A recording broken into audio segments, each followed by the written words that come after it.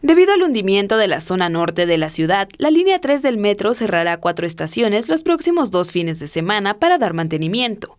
El servicio de Indios Verdes, Deportivo 18 de marzo, Potrero y La Raza se suspenderá el día 13 de julio a las 22 horas y reiniciará el 15 de julio a las 5 horas.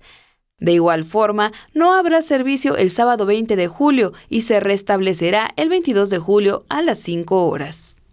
En esa zona, la pendiente se ha convertido en negativa, entonces se vuelve una especie de cuneta en esa zona y cuando llueve, entonces el agua no se desaloja, el balasto con el movimiento de los trenes va soltando una arenilla que se va sedimentando en el fondo. Esta arenilla con el agua se convierte en un cemento, se cementa también, y entonces el balasto que tiene que trabajar para absorber los movimientos de los trenes empieza a trabajar cada vez menos y menos y menos.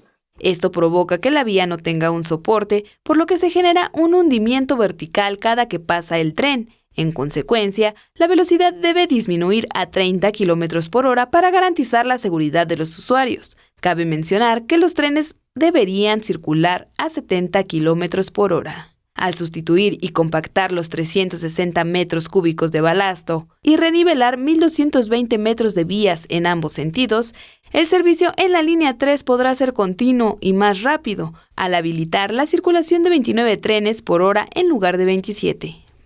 El monto de la intervención, si lo hiciéramos con una empresa externa, sería aproximadamente 12 millones de pesos. Lo interesante es que todo lo teníamos guardado en el almacén desde hace muchos años, entonces, pues para el presupuesto del metro es insignificante. En estos días, el Metrobús y camiones de RTP prestarán servicio en las 4 estaciones para no afectar a los 100.000 viajes que da esta línea en fines de semana. Para mejorar a mediano y largo plazo el servicio, se pretende que en un futuro se lleven a cabo trabajos como estos en otras líneas. Por lo pronto se realizan labores de mantenimiento por la noche en la línea 12 y en la línea A.